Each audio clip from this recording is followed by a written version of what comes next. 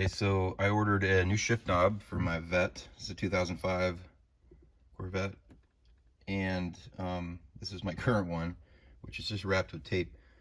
So it had some glue in it or something previously, so I took the glue out, but then the leather wrapping that was around it was too loose, and it wouldn't just fit right back on the plastic housing. So what I ended up doing was just taping it up so you could still drive it at least.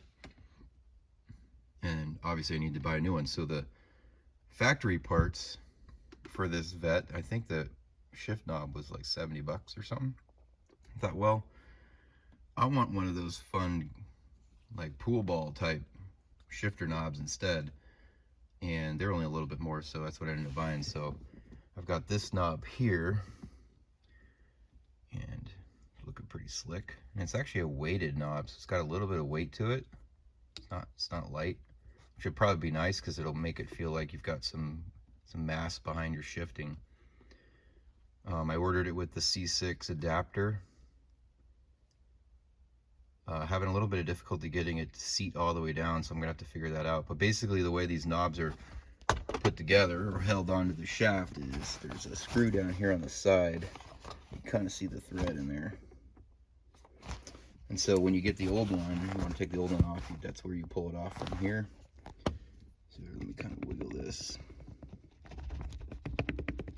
Mine was pretty stuck. It's pretty hard to pull it off, honestly, even after taking the screw out. So that's basically it.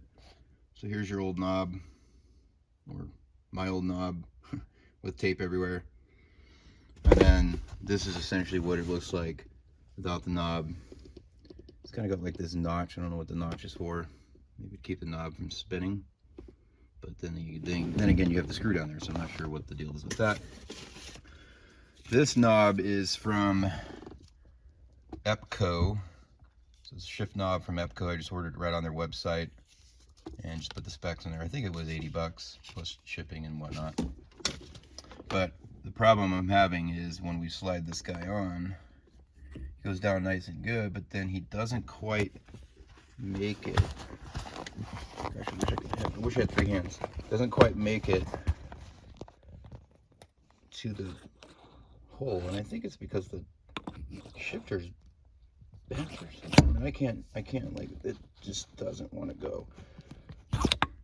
So I got to figure out how I'm going to handle that.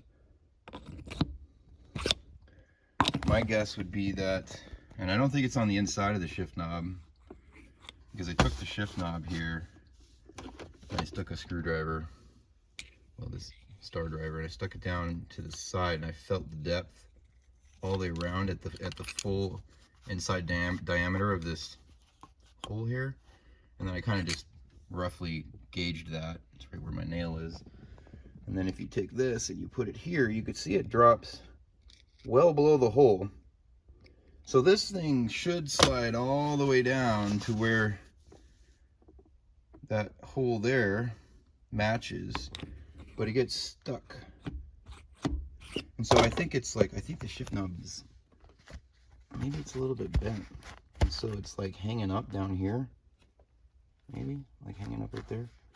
I'm not quite sure yet, so I have to figure out how to get it to slide all the way down so I can screw it in. So once I figure that out, I'll show you.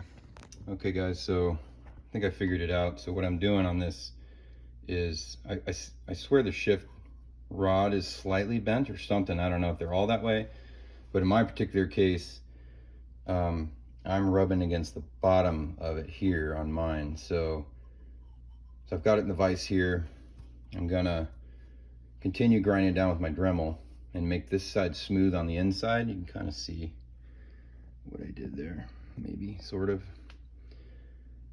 I used to have like a lip like on that side, and kind of grinding that down, and it fits a little bit better. So I think I just need to grind some more of that out, and then it should slip right in there.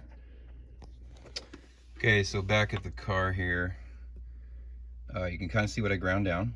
If you look on the left side of that, it's kind of got a little bit of a bevel now instead. It's not super great work, but it works. And it looks like it fits now. So I was right where it was rubbing. It was rubbing on the bottom half right back here, and I tried to grind this. I was like, I don't really want to mess with the this thing in the car. I figured that would be harder to replace if I screwed something up than just getting another shift knob. So that really didn't do much, I don't believe. It was mostly this here, grinding off that edge there. Excuse me, that edge there, between the two bolt heads, yeah. So we'll go ahead and slip this guy on, see if I can do it with one hand. And it should. Looks like a little bit of gentle persuasion there. And there it is. Now this should be able to go in. That's the original. They came with a new one, but I figured I'd just use the original.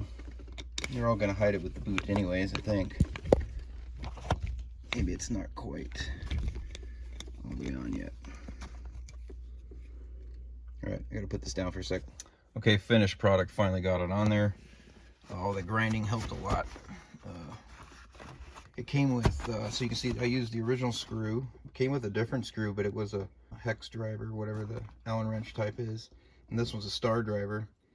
And star driver was easier to use. The tools I had, I didn't have like a Allen wrench style screwdriver, if you will, so it was hard to thread it. This guy also, this bolt had like a little tip on it that had no thread, so it kind of guides it into the hole. Anyhow, it works fine because it's hidden anyways. Came with 2 O-rings on this little slot. I'm assuming that's where I was supposed to put these. It works well. And then I just took this sleeve there. I took the original sleeve and I just slide it over the top of the O-rings. The O-rings kind of grip it. And now that's what you've got. Looks pretty good. It's weighted. It's got some mass behind it. And when you're shifting, I don't know, I like it. It's the weighted knob. Looks great.